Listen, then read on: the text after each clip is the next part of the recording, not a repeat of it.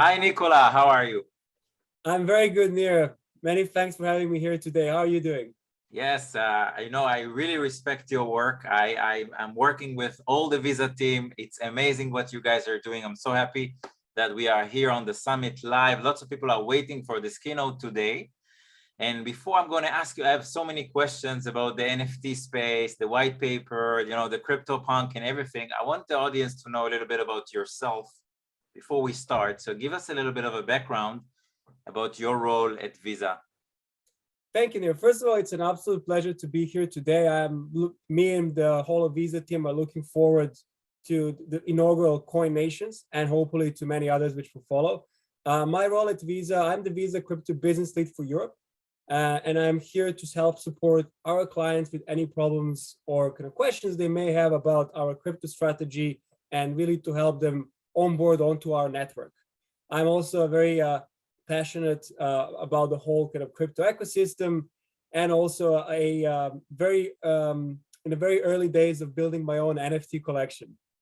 But wow. I can't give any investment advice. No, we're Just not bad giving. artistic one.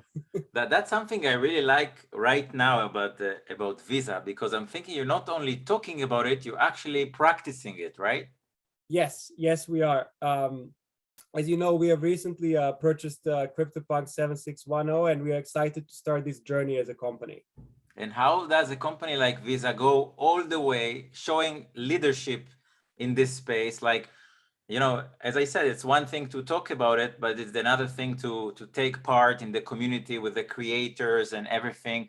So what was the interest of Visa first in the NFT space? Why did you go in investing in this? Yeah, that's a great question. And for us, the first and foremost, we really wanted to learn. We really wanted to learn more about the NFT commerce, about all the kind of ecosystem and how it works, because we're starting to see a lot of brands, merchants, content platforms, all starting to think through what should be their strategy or NFT and how they would be kind of build the NFT goods and then leverage them in different environments. And we thought that to really understand how a big brand, the corporate brand, can kind of enter and kind of leverage this space, the best way to do it is to participate yourself. So we wanted to see what is really required to, identify and then kind of transact, purchase an NFT and then store it, which we're doing in a wallet kind of provided by our partner Anchorage. So that was kind of the first step. We wanted to understand the space a little bit more so that we can start thinking about how we can also create products and solutions for our clients. Secondly, we really wanted to show and signal our support to the NFT content creators and the community. At Visa, at the heart of what we do is enabling commerce, whether that's kind of making sure that a small business can go online and sell their products and people can buy it using Visa cards, or whether it's kind of paying your suppliers or anywhere in the world. And NFT space is one which we think it's going to grow a lot in the future years. So we wanted to engage early with this community. And then thirdly, as Visa, we have been here for many decades. And throughout our existence, we have been at either the forefront or part of many of the major kind of commerce transformations, which we have seen since kind of the 60s, 70s and into the modern age. So, we were there when people were moving away from cash and checks to credit cards. We've been there when people moved away from going and purchasing all of their kind of goods and services in stores to really moving online. And as part of this, being part of these kind of major commerce transformations, we've been gathering a number of artifacts which really represent kind of some of the bygone ages, but some of the more recent ones. So, for example, we have a first paper credit card. We have a machine which you used to use to process credit cards called Knuckle Busters. And I encourage all the Coin Nations attendees to Google it and see it if they recognize it. I certainly remember it from being a kid. Wow. And then, we have some of the more recent stuff like the connected car, which used to be in the Paddington office. Really cool. I wish I have that car. And then, and now we are in the age of crypto and NFT, and we wanted to really start our collection representing kind of crypto and NFT marketplaces and commerce. And this is how we kind of started with CryptoPunk, and we are looking to build our collection moving forward. So it will be a collection. So this is not the end of this game, it's only the start. That's what you're Well, saying. we see it as only the start, and we're going to think through how we want to do more and really continue showing our support to the community and to the kind of content creators. So this is probably not the last you heard from us in this space.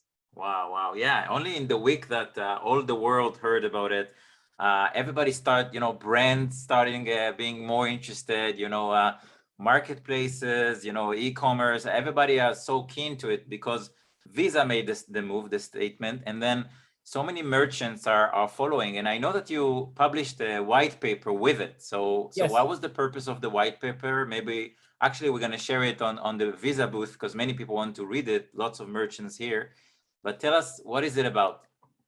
Yeah, so when we thought about this space, we thought how we engaging with it. First and foremost, we are studying and learning, and really kind of buying CryptoPunk was part of that process of studying and learning. Secondly, we really wanted to think through how we can work with our existing customers and also kind of emerging NFT marketplaces, artists and content creators. And to this end, we also published a white paper. And I would say that the main kind of target audience of the white paper really it's kind of the sports and entertainment industries, athletes, sports teams, rising artists, but really it could be applied, I would say, to almost and certainly every merchant vertical. And as kind of brands are looking for new ways to stay digitally relevant and engage with younger consumers and kind of users, depending on what the brand is, through kind of NFTs and trying to leverage them, they should all kind of be, I would say, looking at this NFT paper as a starting place. And then we are also looking to build some exciting kind of partnerships in this space to help users who want to acquire NFTs and display them have an easier connection with existing kind of marketplaces and artists. But nothing we can unfortunately, nothing we can share today, but hopefully we'll be able to share the next couple of months and maybe even, with you for Coinations too. Yeah, definitely. I can tell you, we have a list of people who are watching you right now that I know in person, list of NFT marketplaces, list of NFT, creators are excited, and merchants and brands. We have so many brands here on the summit. From the leading brands, we really want to tap into the NFT space. And I want to understand, is it really possible to buy an NFT with a Visa card in the end of the day? Like, I want to understand if this is feasible right now as we speak. Yes, so that's a great question. And a number of the large NFT marketplaces, you can certainly kind of use your card and purchase an NFT. But what we really do think is that if NFT marketplace is going to go mainstream and kind of become as seamless and as easy and as e-commerce kind of checkout experience where you go on your merchant website or a platform and you select what you want to purchase, and then at the end it's very, very straightforward for you to use your Visa credentials to buy for it, and transaction is completed. We do believe that for NFT commerce to really go mainstream, that is required, and you need to remove this step of continuously having to on-ramp into crypto every single time, for a lot of these marketplaces when you want to purchase an NFT. So definitely that's kind of where we see this going forward. And as part of that, we kind of were thinking of some of the marketplaces, so some of the solutions that we are building, with kind of existing marketplaces, content creators, and kind of bridging them to our traditional ecosystem. But again, stay tuned for that one. Yeah, and when we're talking about NFTs, maybe it's important to explain the audience here. It's not just the art that we saw. NFTs are so much wider than that, right? Yes, exactly. And when we think about the space, but first and foremost, the reason why we are talking about this and why this is important is, if you just look at August alone, it was over 1 billion in NFT transactions, and in 2020 as a whole, there was less than 100 million. And this trend is only going to accelerate in our view. And the reason why we think it will be kind of growing and accelerating is due to a number of, I would say, features that really are underpinning the whole trend of NFT commerce. First of all, starting with what NFTs represent, right? They present a way for me and you to really kind of own a piece of digital good or digital art, whether it's a media or whether it's like a video or an image or some string of text. Historically, we couldn't really do that, right? Because you can just copy a picture, send it to me, and I send it to many other people in the World Wide Web, and you can't really have the authenticity and ownership of it.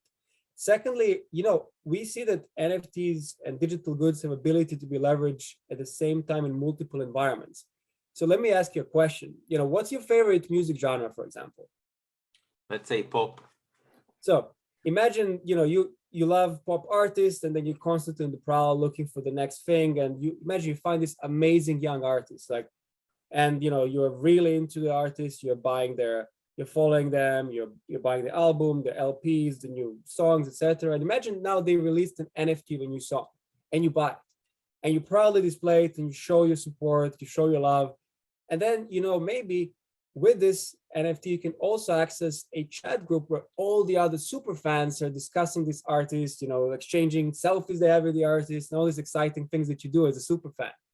Imagine, this artist is, coming to Tel Aviv in 3 weeks and constantly sold out. And you're like, hey, what do I do? Maybe with this NFT, you can access the backstage, right? Wow. And it can do many other things. Or maybe this artist starts supporting a local brand, and you go to the store and you purchase a certain item, let's say, I don't know, shoes, and then you can get some more NFTs drop in your wallet. So really the ceiling here is, I would say, to an extent, your imagination. This is why we do think that there's a lot here for kind of brands to explore and think through. And then finally, if you think about digital goods, you can buy and sell them at a much higher frequency than any physical goods. And now, take me for example, right? Imagine for a moment that I was super creative and I was amazing at creating some art, and I was creating this, phone cases for iPhone that, everybody wants to own. And, let's say I added some art and it's super cool and chic and everybody wants it.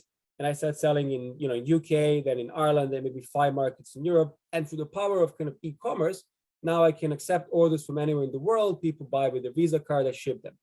Right, but I still have to create and ship these digital goods, which takes quite a lot of time. I imagine, and imagine if I was actually like one step ahead, then I could do and create some amazing digital art, and I was selling it to users worldwide. I could now transfer it almost instantly over public blockchains and really enable them and really sell them at much higher frequency. So we see this big opportunity for small and medium-sized businesses to kind of accelerate their growth, especially in kind of art and content creative industry. So yeah, it's very exciting. A lot of, and by the way, this is probably just scratching the surface, and there are probably many other use cases that we just haven't thought through fully yet, and that will be leveraged and used by brands that could kind of really truly harness and unlock the power of NFT commerce. So yeah, super exciting times. Yeah. Now this was, I think, the most important part in this interview now that we are doing, because you're allowing people to imagine what are the possibilities, whether if it's movie tickets, concerts, music, art, whatever, and it can unlock so many opportunities, as you said, with the token that comes with that, digital piece of art or creation.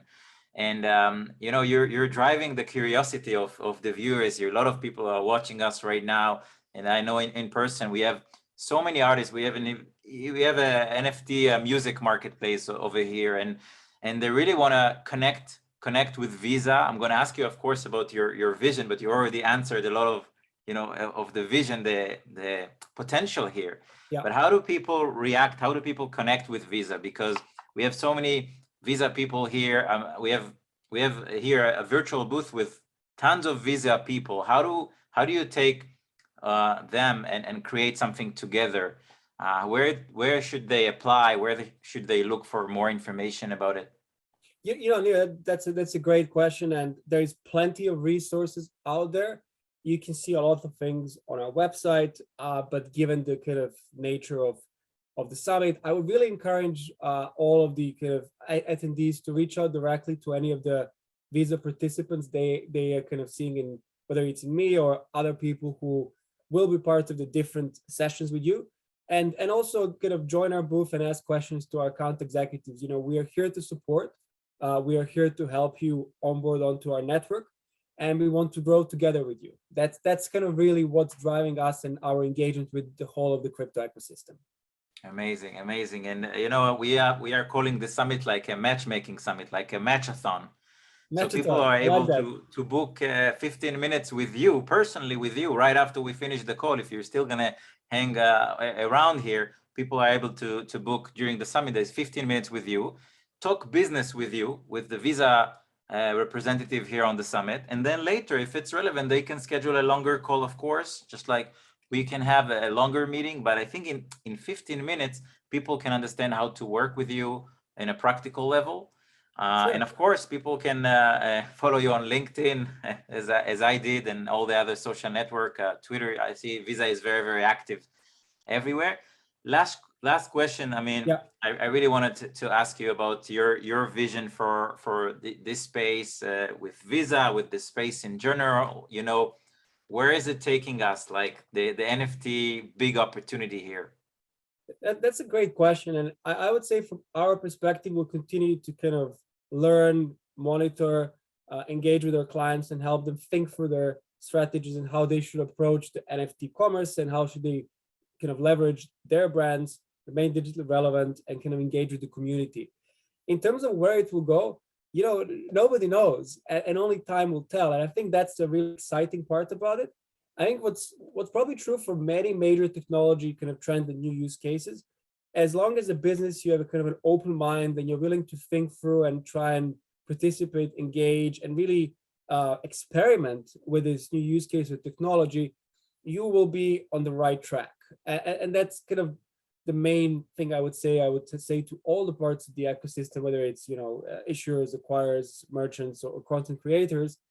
And it's exciting to see where it will go, definitely from our perspective. But I'm personally, and Visa is excited to be part of the story, to be part of this right now. And we are here to help. We are here to support. Please reach out to us. We are open for business. Amazing. I saw at the beginning of the call on your shirt, even maybe you can show Yes. the audience. You're really practicing Yes. the Visa crypto.